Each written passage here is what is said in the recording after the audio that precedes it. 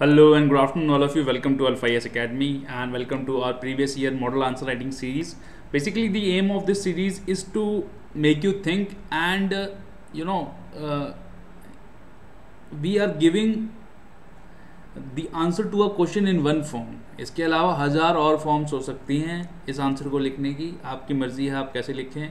हमारे अनुसार या हमारे डिस्कशन के अनुसार जो हमें लगा कि बेस्ट आंसर इस क्वेश्चन का हो सकता है वो हम आपको बताते हैं। इसके अलावा ये कोई वाटर टाइट कंपार्टमेंट नहीं कि आपको आंसर ऐसे लिखना है, आप इनोवेट कर सकते हैं। बट हमारा जो ये सीरीज़ का आइडिया है वो यही है कि आपको किन लाइंस पे सोचना है, आपको आंसर लिखना कैसे है, आपको आंसर फ्रेम कैसे करना है और हम इसको कैसे बेहतर बना सकते हैं। उसके लिए आप हमें कमेंट बॉक्स में अपना फीडबैक हमेशा दे सकते हैं क्योंकि आपका फीडबैक हमारे लिए बहुत ज़्यादा इंपॉर्टेंट है। तो 2016 में एक क्वेश्चन आया, explain how the uprising of 1857 constitutes an important watershed in the evolution of British policies towards colonial India।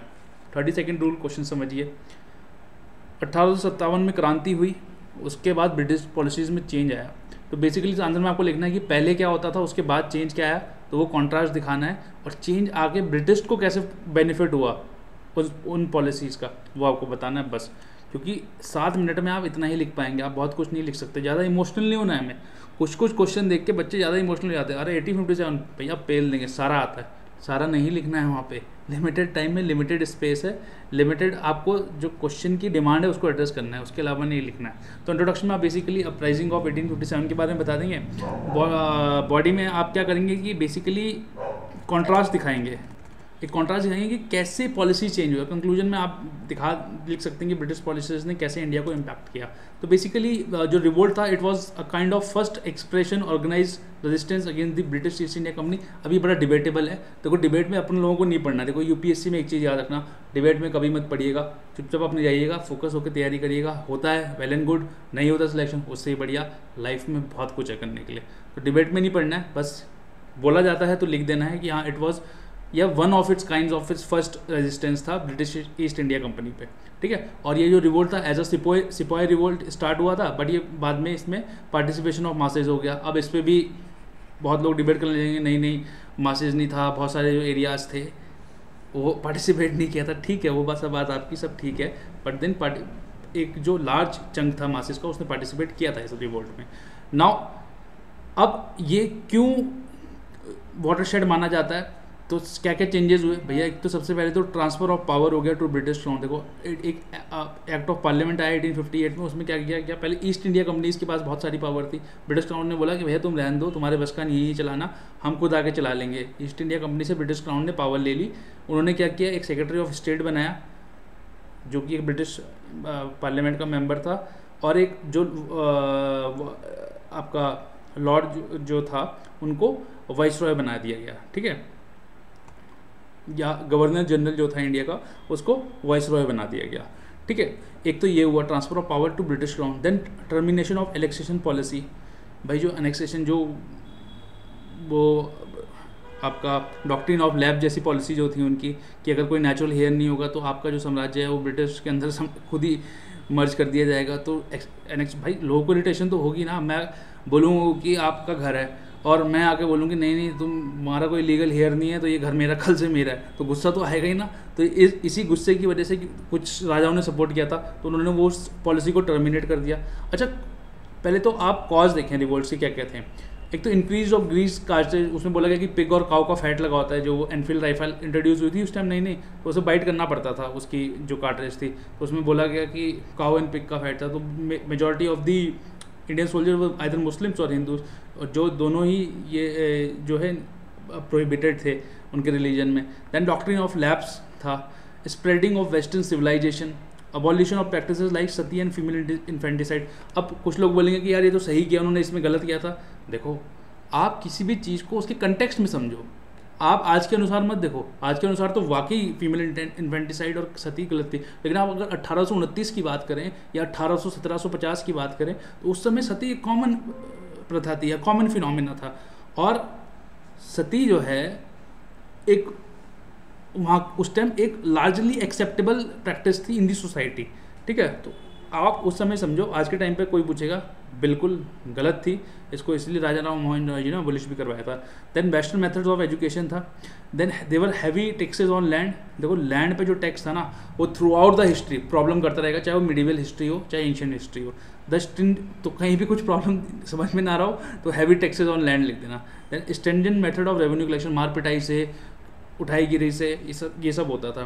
तो बेसिकली ये पहले होता था। अब जब अपराइजिंग हुई तो उन्होंने क्या किया, पहले तो पावर ट्रांसफर कर ली, फिर जो एनेक्सेशन पॉलिसी थी उसको उन्होंने जाने दिया, फिर एडमिनिस्ट्रेशन में चेंज लाया। अब एडमिनिस्ट्रेशन भी 2 लेवल पे चेंज लाएंगे, एक सेंट्रल एडमिनिस्ट्रेशन में चेंज लाएंगे, एक प्रोविंशियल एडमिनिस्ट्रेशन में चेंज लाएंगे। सेंट्रल एडमिनिस्ट्रेशन में क्या किया उन्होंने कि जो गवर्नर जनरल था उसको वाइसरॉय बना दिया। तो लॉर्ड कैनिंग पहले वाइसरॉय हुए, ठीक है, जो लॉर्ड कैनिंग ऐसे पहले वाइसरॉय हुए, ठीक है। देन क्या हुआ कि जो इंडियन प्रिंसेस को कब्जा लेते थे उनकी ज़मीन राज्य रोज्य उन्होंने वो छोड़ दिया। उन्होंने कहा कि नहीं भैया, इनकी जो प्रिंसिपैलिटीज़ हैं उसकी रिस्पेक्ट करो, और जब आप उनकी रिस्पेक्ट करोगे तो हो सकता है वो आपके साथ हो जाएं। देन आपने एक इंडियन काउंसिल एक्ट बनाया 1861 में। उसमें क्या है, गवर्नर जनरल काउंसिल होता था जिसको लेजिस्लेटिव इंपीरियल लेजिस्लेटिव काउंसिल बोला जाता था, उसको एक्सपेंड किया गया, उसको पावर्स दी गई कि लॉज मेक कर सकें। देन सिविल सर्विसेज थी, उसमें इंडियंस को एडमिट किया गया।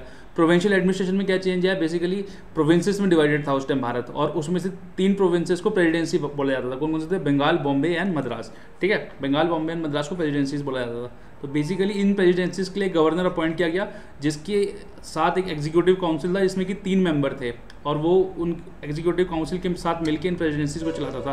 देन 1870 में लॉर्ड मेयो आए, उन्होंने प्रोविंशियल गवर्नमेंट को कुछ एसेंशियल सर्विसेज के लिए पैसा देना शुरू किया। तो ये आपका चेंजेस आया किस पे, एडमिनिस्ट्रेशन में, सेंट्रल एंड प्रोविंशियल। अब मिलिट्री एडमिनिस्ट्रेशन में चेंज आया, उन्होंने कहा कि यार ये तो दिक्कत है। तो क्या हुआ कि जो प्रपोर्शन था यूरोपियंस टू इंडियंस का वो बढ़ाया गया। मान लिया अगर पहले 10 इंडियंस पे 1 यूरोपियन था, उसके बाद 10 इंडियंस पे 2 या 3 यूरोपियन कर दिए गए। जो अपर रैंक्स थी मिलिट्री में वो इंडियंस को नहीं दी जाती थी। उसके बाद जो क्रूशियल ब्रांचेस थी, आर्टिलरी, टैंक, जहाँ बंदूक, आर्मर क्रॉप्स, ये एक्सक्लूसिवली यूरोपियन के हैंड्स में थी।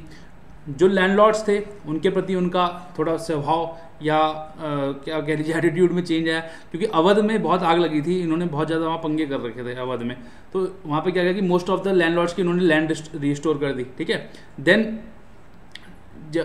जमींदार और लैंडलॉर्ड्स क्या होते थे, ये उनकी ज़मीन इसलिए भी कब्जा रही थी कि वो बोलते थे कि आप के पास ये एक, जब तक आप जिंदा हो तब तक ये है, अगर आपको कोई नेचुरल हेयर नहीं है, कहीं कहीं ऐसे था कि आपका अगर कोई नहीं है तो ये जो है ब्रिटिश साम्राज्य में मिल जाएगी। तो उन्होंने कहा कि नहीं ऐसा कुछ नहीं है। Zamindar and landlords were now held as the traditional and natural leaders of Indian people, ठीक है।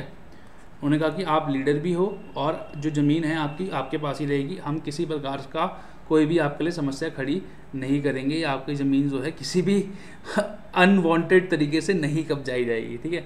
तो क्या था, ये क्या तरीके थे कि सपोर्ट गैदर हो सके ज़मींदार का।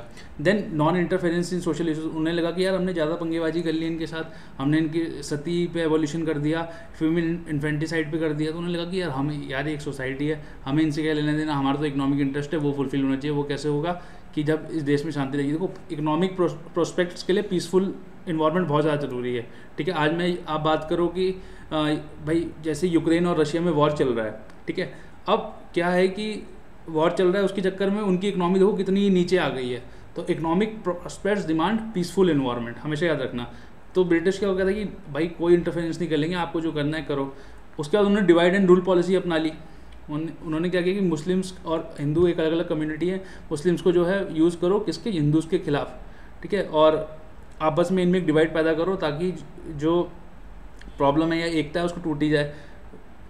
इसी को करने के लिए बंगाल का पार्टीशन 1905 में अनाउंस किया गया, जो कि 1911 में उनको एनल करना पड़ा, क्योंकि उस टाइम इतनी यूनिटी दिखाई दी 1905 में हिंदू एंड मुस्लिम्स में। हमने आपको जब राखी वाली सीरीज़, एक शॉर्ट्स हमारा राखी वाला, उसमें आपको बताया था कि राखी ने कैसे काम किया था यूनिटी के लिए, ठीक है। मुस्लिम्स ने हिंदू को और हिंदू ने मुस्लिम्स को लार्ज नंबर मतलब बहुत ज़्यादा लार्ज नंबर में राखी बांधी थी राखी के दिन, ठीक है। तो यूनिटी जो है हमेशा एक अच्छा तरीका है जवाब देने का। खैर बहरहाल, तो क्या हुआ कि मिलिट्री एडमिनिस्ट्रेशन में चेंज हो गया, non interference in social issues में आ गए और डिवाइड एंड रूल पॉलिसी पे उतर आए वो। फिर उन्होंने कैरेट एंड स्टिक पॉलिसी अपनाई। भाई कैरेट एंड स्टिक पॉलिसी होती है कि एक हाथ से आप कुछ दे रहे हो और दूसरे एक हाथ से आप मिठाई खिला रहे हो, दूसरे हाथ से पिटाई कर रहे हो। अब क्या किया आपने रिफॉर्म्स के नाम पे, तो 1861, 1892, 1909 में इंडियन काउंसिल एक्ट बना दिए। उसके साथ साथ आप बड़े स्ट्रिक्ट रॉलेट एक्ट बना दिया 99 में, किसी को भी अरेस्ट कर सकते हो। आपने गैग कर दिया प्रेस को, वर्नाकुलर प्रेस एक्ट ऑफ 1878, तो आपने क्या किया कि कैरेट एंड स्टिक की पॉलिसी अपनाई। देन इंफ्रास्ट्रक्चर डेवलपमेंट किया, क्यों? क्योंकि आपका अपना पर्सनल इंटरेस्ट था। स्विच कैनाल खुल गया था 1869 में, ठीक है। टेलीग्राफिक सिस्टम आ गया था इंडिया में 1870 में। सब इंफ्रास्ट्रक्चर डेवलपमेंट कोई हमारे हित के लिए नहीं किया गया था, क्योंकि उसमें ब्रिटिशर्स का हिस्सा इसलिए किया गया। तो बेसिकली 1857 के बाद ये सब चेंजेस आए। फिर आप एक कंक्लूजन लिख सकते हैं कि 1857 revolt was an important mark from which the British government started consolidating its hold over India with an aim of having long lasting empire. Basically इससे पहले क्या हो रहा था, वो एक्सपेंशन मोड में थे। उन्होंने कहा कि ठीक है यार, अब जितना एक्सपेंड कर लिया, अब इसको जो है होल्ड बनाते हैं, इस पर ग्रिप बनाते हैं, क्योंकि कोई फायदा नहीं है कि हम एक्सपेंड करते रहें और छूटता जाए। वही जो आपकी तैयारी के साथ होता है कि आप बहुत सारा पढ़ते जाएं और भूलते जाएं, इसलिए बोलते हैं कि रिवीजन जरूरी है। तो 1857 के बाद क्या हुआ बेसिकली कि ब्रिटिशर्स ने रिवाइज करना शुरू किया अपना सिलेबस, ठीक है। तो आज के लिए इतना ही। Thank you very much for watching and I hope all of you are doing good and we shall see you soon. Take care, bye bye, see you.